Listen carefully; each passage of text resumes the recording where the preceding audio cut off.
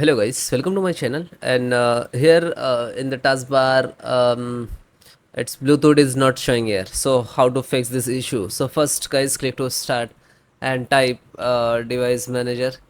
This is very important for open it. After that you can see the Bluetooth, extract this Bluetooth and select the wireless Bluetooth. Okay, right click to uninstall and then click to uninstall it. After that it will remove it, but no worry guys. Then click to action and then click to scan for hardware changes. Okay, so it will come back again. Once again click to scan for hardware changes. Okay, so wireless Bluetooth is there. Then close it. Click to start, type services, right click to run as administrator. Then guys, first Bluetooth support service. Okay, so just double click to first stop it. Okay, so it's already stopped, so guys then click to start it, but before that you have to select automatic only. Okay, and then click to apply and okay, then select once again Bluetooth support service, and left hand side you can see restart options there.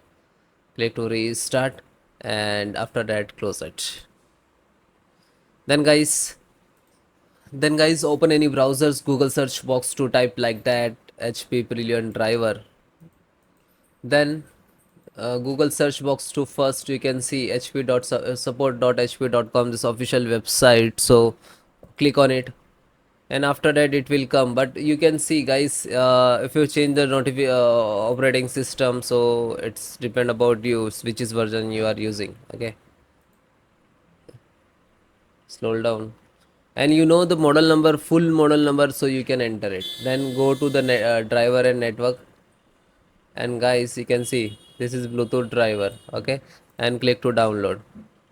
So after that it will start and it will complete it. Just single click to open. So you can see Realtek Bluetooth driver. Then guys click to next. I accept. Next. Next. Now it is installing. So it will start in the background, and then guys need to restart. But before that, it's very important command for your system. Click to start and type CMD and right click to run as administrator.